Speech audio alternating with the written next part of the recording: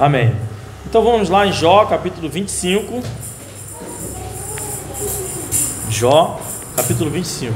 Irmãos, hoje à noite eu vou fazer uma mensagem que eu prometi, né? Um pouco mais sobre aquilo que falamos domingo passado. Mas eu queria apenas dizer aos irmãos que a gente tem que levar as coisas de Deus sempre muito a sério, tá? Essa semana eu recebi uma notícia, um senhor, Sérgio, tá? Que era vizinho lá, meu praticamente, Jó, capítulo 25. O Sérgio, eu conheci ele no mercado, na feira do mercado, e aí batemos papo e tal, ele estava passando por alguns problemas, fui na casa dele, mora ali na Mário Viana, né? E aí os filhos abandonaram, uma história lá, né? Enfim, conversando e tal, ele aceitou Jesus, entregou a vida a Jesus. Não, isso já tem um tempinho. E ele sempre acompanhava as mensagens, mandava mensagem, sempre falava assim: puxa, que mensagem bacana, não sei o que. A gente batia um papo rapidinho, aquela conversa assim de 2 minutinhos no telefone durante a semana, né? Aí ele falou: não, domingo eu vou lá. E nunca veio, mas sempre falava isso, né? Domingo eu vou lá e tal, domingo eu vou lá. E já tinha umas 3 semanas que ele não comentava nada, não falava nada. Eu mandei uma mensagem para ele, né? E aí, Sérgio, tudo bem e tal? Morreu. Sérgio morreu, recebi a notícia. Morreu salvo, mas morreu, né? Eu fiquei um pouco chateado, porque eu queria que ele tivesse vindo, queria que ele tivesse participado, queria que os irmãos tivessem conhecido ele. E ele morreu. Graças a Deus ele está no céu, né? Entregou a vida a Jesus, acompanhava, entendia. Mas é triste, né? Para nós aqui é triste. Então, fica a lição, né? Às vezes tem gente perto de nós aí e a gente vai deixando para depois, né? Vai deixando para depois. E a vida é um vapor, morreu. Se você não evangelizar, ela vai estar no inferno. Então, como viver a sua vida com Cristo também, não vai deixar para depois. Já era. E aí isso vale para servir na igreja, para fazer tudo, toda a nossa obra, né? A Bíblia diz para estarmos sempre prontos para cumprir toda boa obra. E aí, infelizmente, essa parte o Sérgio não cumpriu, mas vai estar no céu, graças a Deus. Tá? Um outro exemplo foi a dona Diva, minha vizinha lá, tinha 96 anos e era surda, quase surda, né? E eu não queria evangelizar ela por causa disso. Eu tinha vergonha de ter que evangelizar e eu ia ter que ficar gritando na rua, olhando para os olhos dela, gritando, falando de forma bem clara, e toda a rua ia perceber o que estava acontecendo, né? Para ela poder me entender, né? Com clareza. E um dia eu fiz isso, e ela aceitou Jesus, e 3 meses depois ela morreu. Poxa, se eu não tivesse feito isso, né? Morreu de forma boba. Ela é saudável ainda, varria a rua toda, ela gostava de fazer isso. Aí, né, numa dessa de varrer, escorregou, caiu, quebrou a perna. E aí, depois quebra a perna, nessa idade é difícil, né? Vai para o hospital, acabou morrendo. Mas, enfim, aceitou a vida de Jesus, né? Entregou a vida de Jesus. Viveu 96 anos, uma vida sofrida pra caramba. Agora está no descanso do Senhor. Amém. Bom, só para deixar esse alerta, tá? Porque a gente tem gente perto de nós que precisa ouvir a palavra. Precisa trazer aqui para a igreja? Se você não quiser evangelizar aqueles que estão próximos, traz, que a gente evangeliza aqui. Mas o ideal é você mesmo evangelizar. Fala de Jesus. O profeta na sua casa não tem honra, é verdade. Mas fala. Aí depois traz e outro fala e assim vai. Fala, joga semente, joga a água, né? Para regar a planta. Enfim, Jó capítulo 25. Vamos lá, porque hoje eu vou tentar acelerar aí a nossa leitura de Jó, tá bom? A gente terminou, né, o capítulo 24, falando Jó, as palavras de Jó, muito bonitas as palavras dele, e agora a gente vai ouvir Bildade, última aparição de Bildade, tá, irmãos? Dos 3, né, é o último que aparece. Zofar não vai falar mais. Vamos ver as palavras de Bildade. Jó, capítulo 25. Então respondeu Bildade o suíta e disse: com eles tem domínio e temor, ele faz paz nas suas alturas. Porventura tem número as suas tropas, E quem não se levanta na sua luz? Como, pois, seria justo o homem para com Deus, e como seria puro aquele que nasce de mulher? Eis que até a lua não resplandece, as estrelas não são puras aos seus olhos. Enquanto menos o homem que é um verme, e o filho do homem que é um vermezinho. E acabou. O discurso de humildade, tá? Estamos encerrados, a escola bíblica de hoje. Não. Foi só isso, esses 6 versículos. Alguém reparou alguma coisa aí nisso que ele falou aí? Mas não vai ler o próximo capítulo? Vou, calma. Eu vou ler. O que ele falou aí, na verdade, por isso que eu nem vou me adentrar, porque foi uma repetição de tudo que ele já falou antes, tá? E aí eu me lembro ontem, né, eu tive com o irmão Carlos, né? Aí ele contou a história de um conhecido dele lá, que vinha conversando com ele sobre um assunto, repetidas vezes, né? Você falou, no final... aí no final você falou assim, mas a gente já não conversou sobre isso? A gente já não falou sobre isso? Por que está repetindo? A conversa não tem... E eu fiquei com isso na cabeça, porque é mais ou menos o que acontece agora. Bildad está repetindo o que ele já falou, e aí eu vou ler agora o 26, para a gente entender aqui, né? Versículo 1, Jó 26, versículo 1. Jó, porém, respondeu dizendo, como ajudaste aquele que não tinha força e sustentasse o braço do que não tinha vigor? Como aconselhaste aquele que não tinha sabedoria e plenamente fizeste saber a sua causa, assim como era? A quem proferistes palavras e de quem é o espírito que saiu de ti? O que Jó está falando aqui para ele? O que vocês entendem? Primeiro, eu vou te dizer uma coisa aqui. Para mim, parece que Jó interrompeu ele. Parece, eu já tinha comentado isso, né, no domingo passado. Eu tenho a sensação de que Jó interrompeu ele. Estou igual Bildad, repetindo as coisas. Todos eles, na verdade, né? Zofar também. A impressão que dá é que ele interrompeu Bildad ali, porque ele começou a falar as mesmas coisas que já estava falando. E Jó, no meu entendimento, se meteu aqui para já falar, né? Por que você ajudou que não tinha força? Para que você está falando isso? É mais ou menos isso que eu entendo. Por que você está falando isso de novo? Você ajudou alguém? Eu estou aqui sofrendo. Você me ajudou? Serviu de alguma coisa, suas palavras? Esse conselho, claramente que não tinha sabedoria, né? Que ele diz no versículo 2. Como aconselhaste quem não tinha sabedoria? E plenamente fizesse saber a sua causa assim como era. Então a impressão que dá é que ele interrompeu Bildad. Eu não tenho certeza disso, tá, gente? É a minha impressão. Não sei se os irmãos compartilham da minha impressão. O que vocês acham? Sim. Eu acredito que Bildad ia falar pra caramba. Bildad é o que mais fala, né? E agora ele não falou nada. Ele ia falar pra caramba, senão não ia ser um falar. E também nessa questão aqui, ele está meio que dizendo para ele que aí é uma polêmica que eu vou dizer agora no meu entendimento. Para mim, Jó está sendo meio sarcástico aqui também. Pensou nisso? Pois é. Ele fala exatamente Não, é isso, exatamente, pode falar, pô.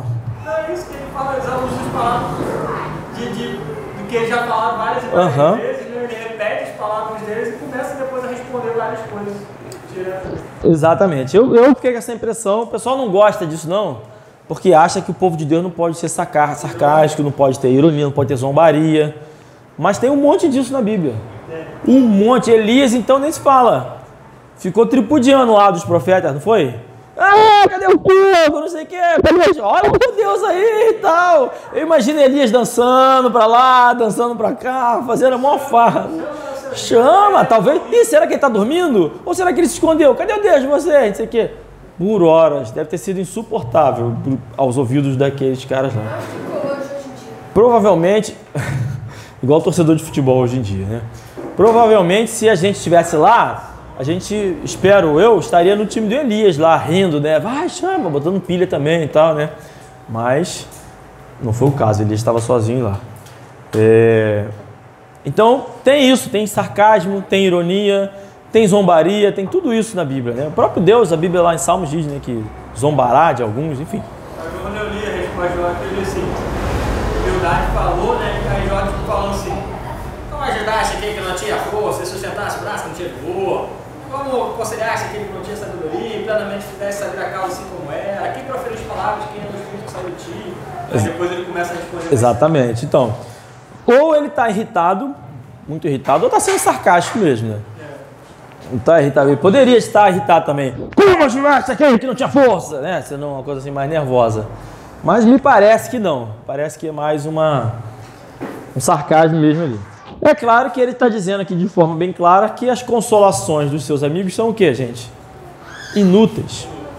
Não servem para nada, não ajudou ninguém, não sustentou o braço do fraco, não deu sabedoria ao que estava sem saber a causa e, enfim, não ajudou ninguém. Tá? Isso a gente já sabia, né? Isso a gente já sabia. Que eles, todos os amigos de Jó, na verdade, falam, é que eles falam que Jó não fez com os outros exatamente o que eles não fizeram com ele quando eles estavam precisando. Ah, isso é uma tática muito comum. Acuse-os daquilo que você é. Muito bem. Agora, além de ser inútil, Jó também vai dizer que eles estão errados. Por quê? Jó nunca negou a grandeza de Deus. Em momento algum, até onde a gente leu, Jó dá qualquer indício de negar a grandeza. Ele está um pouco revoltado às vezes, ele está um pouco frustrado, mas ele não nega que a grandeza, a soberania e o poder de Deus de forma clara. E o discurso que Bildade estava discorrendo girava em torno disso. Ele já ia começar a falar disso, né? Sobre o domínio de Deus sobre a terra, sobre tudo que ele já falou, né? Que o homem é pequeno e que Deus faz a luz resplandecer e faz isso que lá. Em momento algum, Jó deu a entender ou questionou a grandeza de Deus. Então, por isso, eu acredito que na continuação aqui da resposta, Jó vai tratar sobre isso. Vai falar aquilo que já deveria, que todo mundo já entendeu, né? E aí eu vou ler e depois a gente frisa um pouquinho mais, né? Eu vou ler direto, tá? Se alguém quiser falar sobre algum versículo em particular, depois, quando eu acabar de ler, porque esse também é um capítulo pequeno, então eu vou ler o próximo também, tá? Esses são 14 versículos. Se algum versículo chamar a atenção aí de vocês, a gente pode voltar e tratar sobre eles, né? Eu parei no 4, então vou prosseguir a partir do 5. Diz assim, ó: os mortos tremem debaixo das águas com os seus moradores. O inferno está nu perante ele e não há coberta para a perdição. O norte estende sobre o vazio e suspende a terra sobre o nada. Prende as águas nas suas nuvens, todavia a nuvem não se rasga debaixo delas. Encobre a face do seu trono e sobre ele estende a sua nuvem. Marcou um limite sobre a superfície das águas em redor até os confins da luz e das trevas. As colunas do céu tremem, e se espantam da sua ameaça.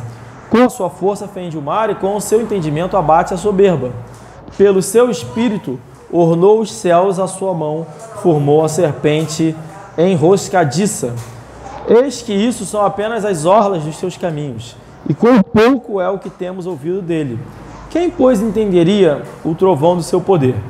Então, eu terminei aí, né, o capítulo 26, o qual me parece que ele está só frisando para a Bildade que ele nunca negou nada disso. Ele está falando do poder de Deus. E o versículo em particular aqui, para não deixar passar batido, é esse que fala que ele fende o mar. Tá? Tem gente que usa esse versículo para dizer, então, que Jó seria depois do povo ter saído do Egito. Mas isso, enfim, eu não sabia que isso era nem importante, por isso eu não trouxe no início de falar de Jó. Mas como algumas pessoas comentaram isso ao longo da série de Jó, quando foi, como é que é, eu dei uma opinião, então quando eu vou passando pelos versículos eu trago aqui para o pessoal entender que não tem como saber mesmo. Porque a gente sabe que está claro que é depois do dilúvio, mas não fica claro, tá? Porque, por exemplo, Jó poderia muito bem ser depois do exílio, né? Do pessoal sair do Egito, da Páscoa, perdão, do Êxodo, sair da Páscoa, mas ele não ser dali, porque tinha Melquisedeque, era sacerdote, segundo a ordem de Deus, segundo, né, o povo de Deus era de Jerusalém, de Salém. Então poderia estar naquela região lá de Salém mesmo e saber da história, enfim. Seja como for, não dá para ter certeza exatamente quando se passou essa história. Muito bem. Só para frisar isso, tá? Para o pessoal que fica perguntando depois, então tem a sua importância. Então, podemos pular para o 27? Alguém quer frisar algum versículo aí do que passou? Ficou claro que ele exaltou o poder de Deus, né? Mas na verdade tudo isso você já falou antes. Tem uma importância só porque as pessoas ficam se apegando a isso, né? Então é importante a gente frisar que não tem como saber. Porque a forma de você saber uma coisa principal é usar a própria Bíblia. E se a Bíblia não deixou isso claro, então é porque a gente não sabia mesmo. Então, mas beleza, tem a curiosidade e tal, beleza. Acho que é importante esse tempo, essa colocação. É. Hebreus, que não tem como saber quem escreveu também. O pessoal acha que é Paulo, acho que foi Paulo, mas não tem nenhum indício necessário. Só a forma de escrever, talvez. Não seria ele, mas é relevante. Não muda nada. Bom, então vamos lá.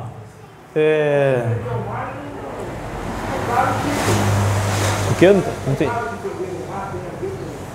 Também não. Pode ser abrir mesmo, criar o mar. Surgiu uma montanha. Sim. Fora que tem as teorias, né, do dilúvio, por exemplo, que teriam sido a Pangeia, né? Vocês já ouviram isso? Que não tinha chuva antes do dilúvio, e aí o planeta Terra era todo uma coisa só, né? Os continentes juntos, e a separação dos continentes que teria jorrado água ao ponto de inundar tudo. Seria a forma como Deus fez o dilúvio. Não tenho a menor ideia sobre isso. Não, dilúvio não é chuva, Então abriu tudo e foi tudo junto, beleza. Poderia ser. Então, poderia ser uma realidade, né? Mas o dilúvio não é chuva forte. É inundação. Então, diante disso, né, é o que você está dizendo, né? O quê? Não precisa não. É só para a gente passar direto, porque ele está dizendo que fender o mar não necessariamente significa abrir o mar. Pode ser isso, pode ser o rompimento de alguma coisa e tal. Então, tá valendo então. Vamos prosseguir. Eu vou pular para o 27, hein? Vamos ser ousados e 3 capítulos hoje, que são capítulos. Pode ler. No ano 600 da vida de Noé, no mês segundo, ao 17 do mês, naquele mesmo dia se romperam todas as fontes do grande abismo, e as janelas dos céus se abriram, e houve chuva sobre a terra 40 dias e 40 noites. Então, o texto diz que abriram todas as fontes do abismo. Então, fontes de baixo e chuva de cima, para o dilúvio. Mas essa teoria que fala que antes disso não existia água. Não, é porque eles dizem o seguinte, não tem nada a ver com o Jó, né? Mas já que a gente entrou no assunto... Não, mas esse está explícito. O que é dito? É que não tinha chuva antes do dilúvio. Não tinha. E aí, como é que regava as plantas? Como é que tinha essas coisas, né? O pessoal fica conjecturando como é que era esse mundo. E até dizem que é por isso que o pessoal pré-dilúvio vivia mais do que pós-dilúvio, né? Inclusive, todo mundo que, assim, foi diminuindo, depois de Noé foi diminuindo o tempo de vida das pessoas. Muito bem, então o que eles dizem? Que tinham como se fosse uma umidade muito grande, constante, como se fosse um vapor que ficava aqui na terra, aqui, e que quando veio o dilúvio mudou como é que era a atmosfera da terra. E o que eles dizem que é o dilúvio? É a Pangeia. A Pangeia, todo mundo, assim, as pessoas concordam que há uma separação dos continentes, né? Você olhando o mapa, parece realmente que eles se encaixam. Então, qual é o argumento? Isso foi uma coisa abrupta. Não foi uma coisa assim, milhares e milhares de anos foi se separando. Não, foi uma coisa abrupta. E com isso, todo o lençol freático que estava sob pressão embaixo na terra, jorrou para o alto, acumulando com chuva, juntou com a umidade que já tinha, e caiu uma chuva monumental, e que isso teria o poder de inundar toda a terra mesmo. Aí o pessoal fala assim, mas para inundar a terra, para cobrir todas as montanhas, tem que cobrir o Himalaia. Nessa visão, não, porque não tinha Himalaia. Porque quando eles vão estudando a Pangeia, o próprio rompimento do planeta Terra vai juntando terra com terra e aí forma o Himalaia, entendeu? Então é tudo isso aí, só para... Eu acredito particularmente nisso, tá? Por que eu acredito nisso? Porque não tem contradição com a Bíblia. Se tiver, eu desacreditarei. Se alguém me mostrar, mas esse versículo diz aqui a outra coisa. Então, para mim, porque é irrelevante a explicação. Essa explicação é boa para a gente combater aqueles ensinamentos que são errados na escola. E que não adianta você falar para a criança, não, mas a Bíblia diz isso, porque o professor vai ridicularizar e a criança é mais frágil, mais inocente, não vai saber contrapor o que está sendo ensinado. Era assim, os continentes em volta ao mar.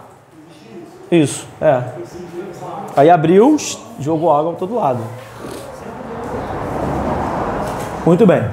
Então vamos para o 27. Fica aí. Um dia a gente faz uma série de mensagens só sobre apologética. E aí traz esses assuntos, né? Como é que foi, se tem...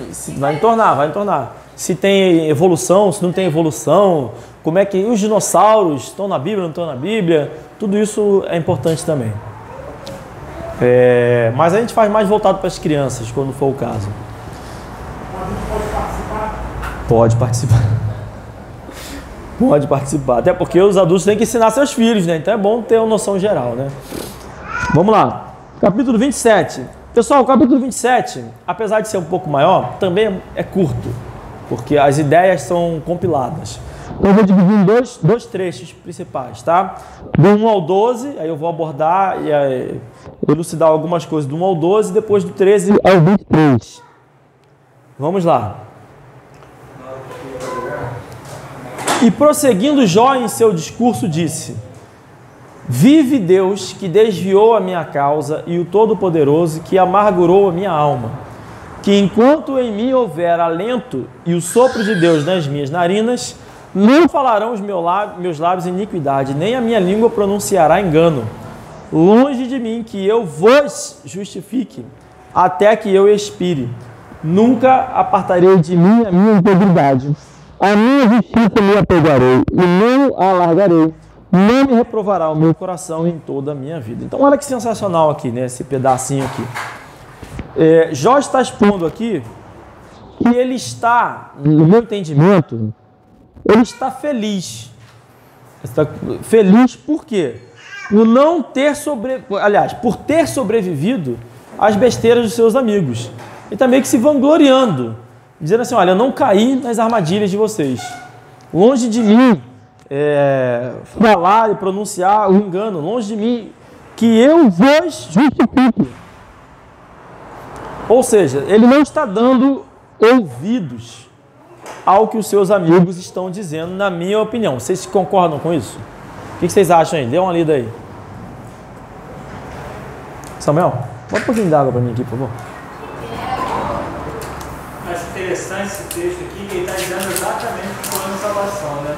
Ele diz lá, vive Deus, esse vive Deus é meio que uma expressão, né? Deus seja louvado, graças a Deus bendito. Então, como se fosse uma palavra verdadeira, como se fosse um juramento, que é usado, tanto é que Deus diz, aquele que diz, vive Deus e falar uma coisa errada, vai tragar tudo. Então é como se fosse um juramento, assim. Desviou a minha causa e o Todo-Poderoso que amargurou a minha alma. O que significa desviou a minha causa? Então, aí no final, eu vou até mencionar que mais à frente ele vai apresentar isso como sendo... Ele vai encerrar os argumentos dele contra Deus. Então, porque daí, no longo desse, até onde você deu, né? Amargurou a minha causa.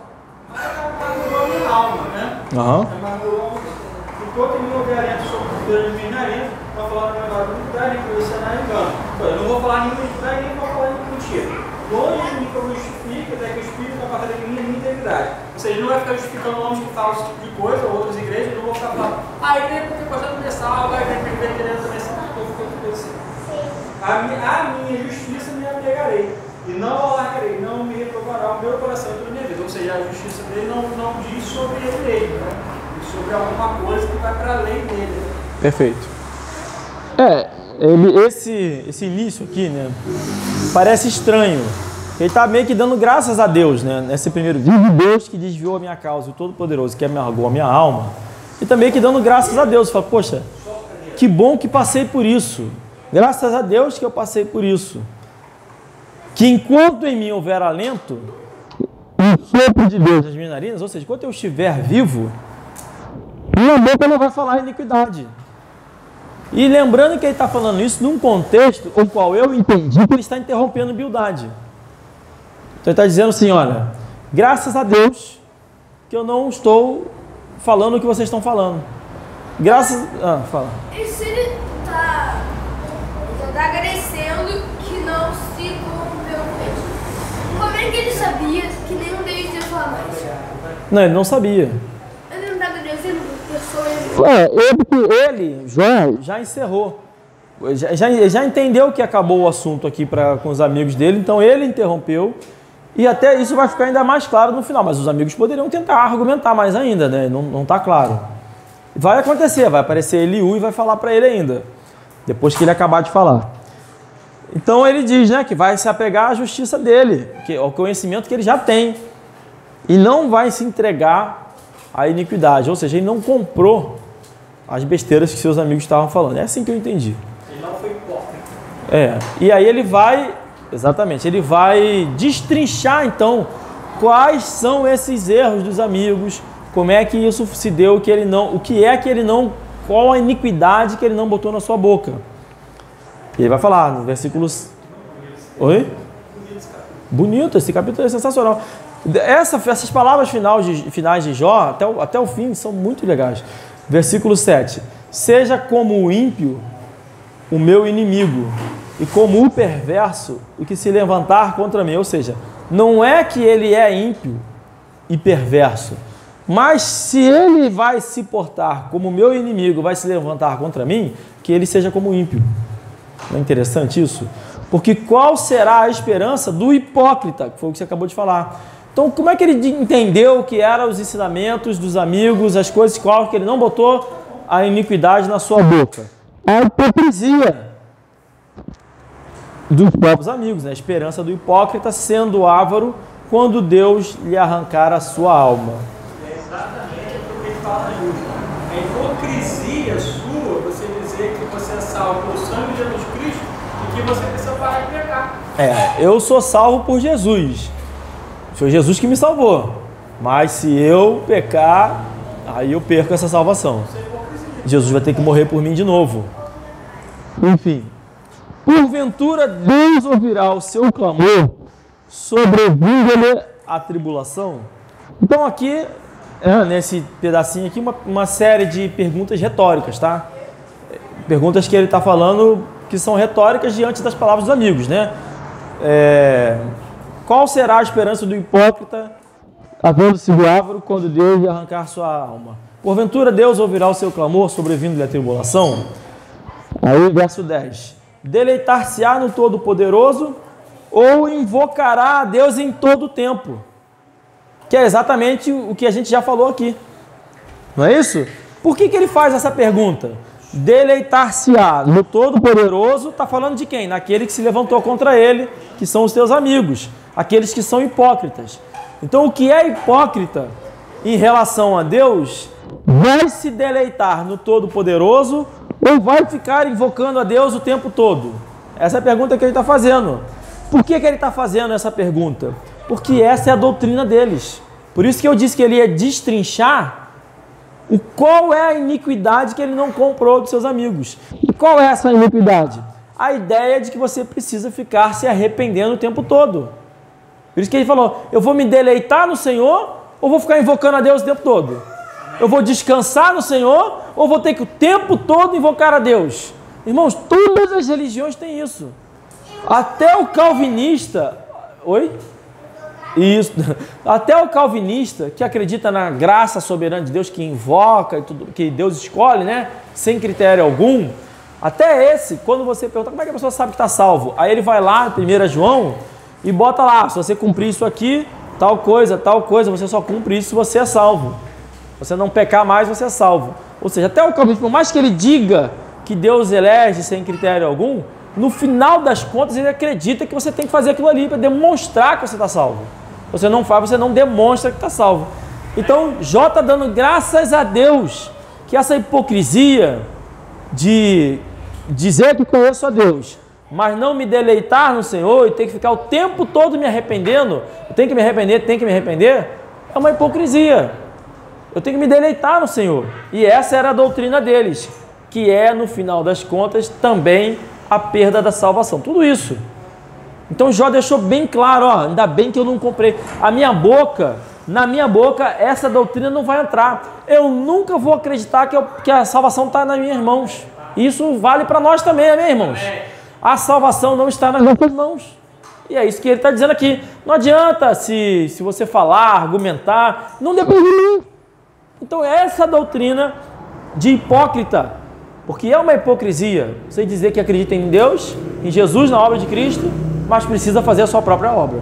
Quem concorda com isso é o próprio Jesus, que diz que tem aquele que me chama Senhor, Senhor, diz que fez as obras dele e não vai entrar no céu. Isso. De maneira nenhuma entrarás comigo aí, porque eles vão falar, mas Senhor, em teu nome eu expulsei demônios, eu fiz isso, aquilo, outro, e ele vai dizer, em verdade vos digo, nunca vos conheci. Não é assim, eu te conheci e agora eu não te conheço mais. Você foi meu filho e agora você não é mais meu filho. É, eu nunca te conheci. E hoje ele fala, pode que praticais iniquidade. E é a mesma coisa que Jó falou. Exatamente, que é o iníquo. Aquele que se levantou contra ele, trazendo a hipocrisia, seja tratado como ímpio, seja ímpio. Que é o iníquo, né? Muito bem, então é muito... Isso, por isso que realmente, esse final de Jó aqui, das palavras de Jó, são sensacionais. Sensacionais. E aí, verso 11. Ensinar-vos-ei... Agora ele está dizendo que vai ensinar acerca da mão de Deus, e não vos encobrirei o que está com o Todo-Poderoso. Eis que todos vós já ouvistes, porque pois vos desvaneceis na vossa vaidade. Então Jó reconhece que esses amigos conhecem a Deus, ou pelo menos conheceram a Deus, ou ouviram falar de Deus, mas que eles negam a Deus pela própria vaidade. Né? Esse desvaneceis na vossa vaidade é isso, que eles negam a Deus. Por quê? Porque mesmo eles tendo conhecido a Deus, eles defendem tudo errado. Talvez eles estejam quase já caminhando para,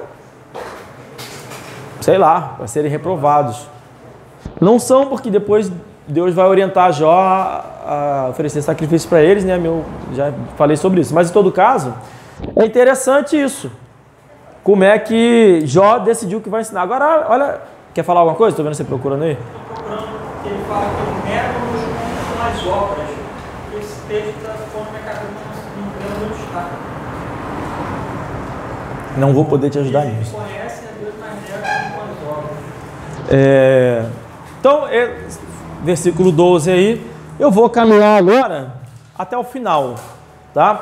Agora presta atenção até o final, porque eu vou ler, porque eu quero ver se os irmãos encontram alguma similaridade nessas últimas palavras de Jó com algumas palavras de algum dos seus amigos, tá? Vamos lá, hein? Veja se vocês descobrem qual é o amigo.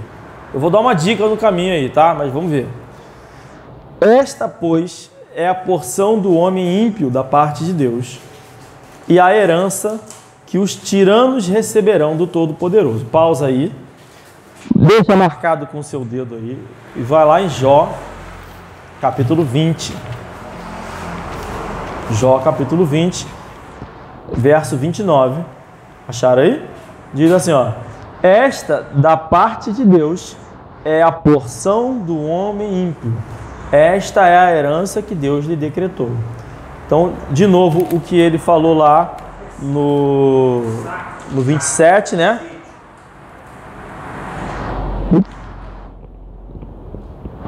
Me perdi aqui. Ah, sim. 27, 13. Esta, pois, é a porção do homem ímpio, da parte de Deus, e a herança que os tiranos receberão do Todo-Poderoso. Então, a gente percebe uma certa similaridade das palavras. Perceberam? Quer que eu leia de novo os dois textos? Então, vou seguir. O 29 vai dizer, esta é a parte de Deus, é a porção do homem ímpio, que é a herança que Deus lhe decretou. Então, a gente percebe uma similaridade nas palavras de Jó com as palavras de um outro amigo. Quem é esse amigo? Zofar. Zofar não vai falar mais. Mas olha que inteligente, vê se não é genial da parte de Jó. O que Jó vai fazer aqui agora, em todos os versículos até o final desse capítulo, você encontraria um versículo paralelo nas palavras de Zofar. Não vou fazer isso, mas depois você procura. Em todos ele encontraria nas palavras de Zofar, mas com algumas pequenas diferenças. Então eu vou ler aqui. Se os seus filhos se multiplicarem, será para a espada, e a sua prole não se fartará de pão. Os que ficarem dele na morte serão enterrados, e os vivos não chorarão. Se amontoar prata como pó e aparelhar roupas como lodo, ele as aparelhará, porém o justo as vestirá e o inocente repartirá a prata. E edificará a sua casa como a traça e como o guarda que faz a cabana. Rico se deita e não será recolhido. Abre os seus olhos e nada terá. Pavores se apoderam dele como águas. De noite o arrebata a tempestade. O vento oriental leva-o e ele se vai e varre-o com o ímpeto do seu lugar. E Deus lançará isto sobre ele, e não lhe poupará, e irá fugindo da sua mão. Cada um baterá palmas contra ele e assobiará, tirando-o do seu lugar. Então acabou o capítulo, né? Mas esse capítulo 27. E aí a gente já entendeu que ele fez uma associação aqui com as palavras de Zofar. Ele repetiu daquilo que Zofar falou o que estava correto. Qual é a única diferença? Daquilo que Zofar falou que estava correto, Jó trouxe à tona e falou de novo. Qual é a diferença do que Jó falou para agora? Exatamente. Aquilo que não se aplica a Jó, que Zofar colocou as coisas aplicando a Jó. Agora, por que vocês acham que Jó fez isso? Por que Jó ia citar textualmente as palavras de Zofar?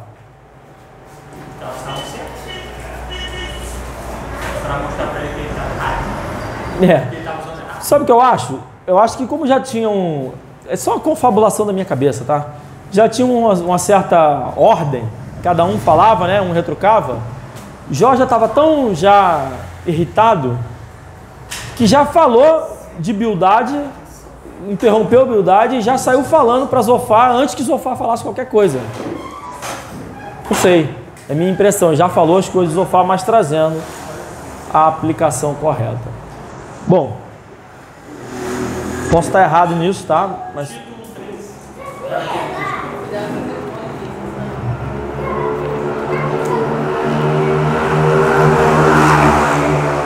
Tito, não entendi, Tito?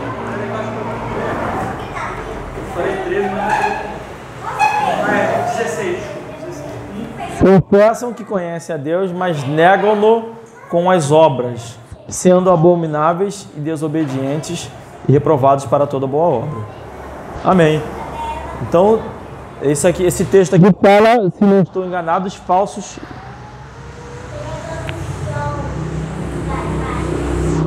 dos contradizentes, né?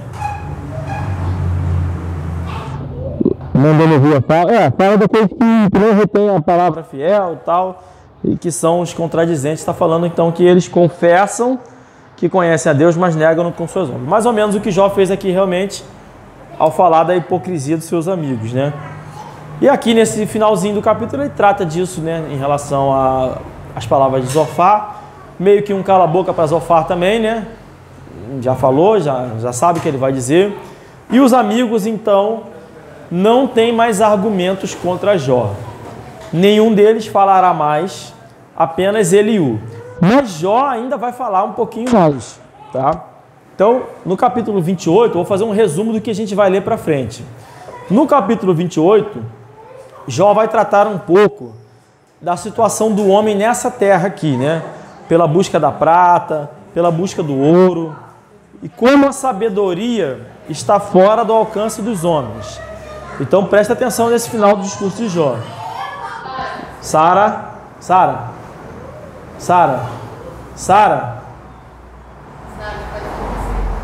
Senta. Então, no capítulo 28, ele vai falar na situação do homem nessa terra, nessa vida, e como a sabedoria está fora do alcance dos homens. Ó, presta atenção, resuminho, tá? Que eu tô fazendo. No 29, Jó vai fazer uma recapitulação da sua vida. Vai se lembrar do sofrimento, aliás, dos dias bons que ele teve, da alegria, como é que foi e tudo mais, onde Deus não tinha qualquer sinal de punição para ele. No 30, ele vai comparar a felicidade que ele tinha antes com o desprezo em que ele se encontrou. capítulo, né? E no capítulo 31, ele vai encerrar o seu caso perante a Deus. Ele vai especificamente dizer que encerrou o caso diante de Deus e aí vai aguardar de Deus uma resposta. E toda aquela discussão que a gente teve, né, de será que era contra Deus, não era contra Deus, a gente vai definir só no 31, vou responder só no 31. Mas o que eu estou querendo dizer com isso? Que Jó vai fazer agora um resumo, daqui para frente, vai fazer um resumo que você pode usar para fazer evangelismo.